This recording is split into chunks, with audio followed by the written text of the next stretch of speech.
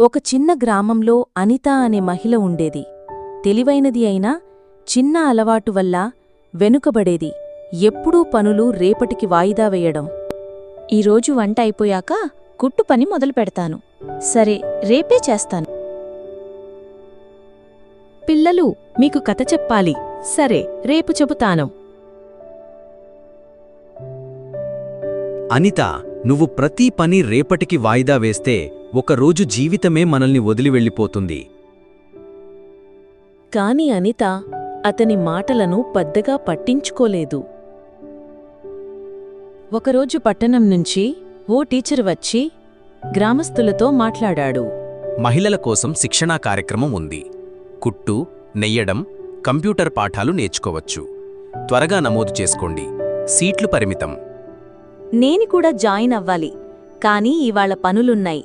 రేపే వెళ్ళి నమోదు చేసుకుంటాను.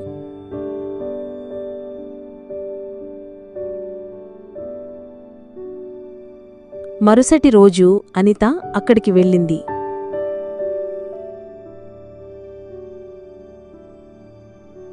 సార్, నేను కూడా కోర్సులో చేరాలనుకుంటున్నాను. అమ్మా, క్షమించు, సీట్లు అన్నీ నిన్నే భర్తీ అయ్యాయి. ఇక మిమ్మల్ని తీసుకోలేం. అనిత షాకైపడింది. నిన్ననే వెళ్ళుంటే నాకు కూడా అవకాశం వచ్చేది. నా వాయిదా అలవాటు వల్ల నేనే కోల్పోయాను.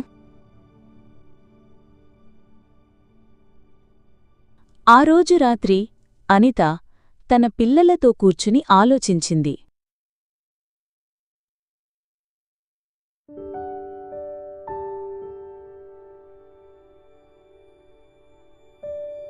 ఇక మీదట ఒక్క పని కూడా రేపటికి వాయిదా వేయను. ప్రతి పని ఈరోజే పూర్తి చేస్తాను. నువ్వు చెప్పింది నిజమే. సమయం మన కోసం ఆగదు. ఆగేది మన జీవితమే. ఆ రోజు నుండి అనిత తన ప్రతి పనిని సమయానికి పూర్తి చేసేది. కొన్ని నెలల్లోనే కుట్టు నేర్చుకొని చిన్న వ్యాపారం మొదలుపెట్టింది.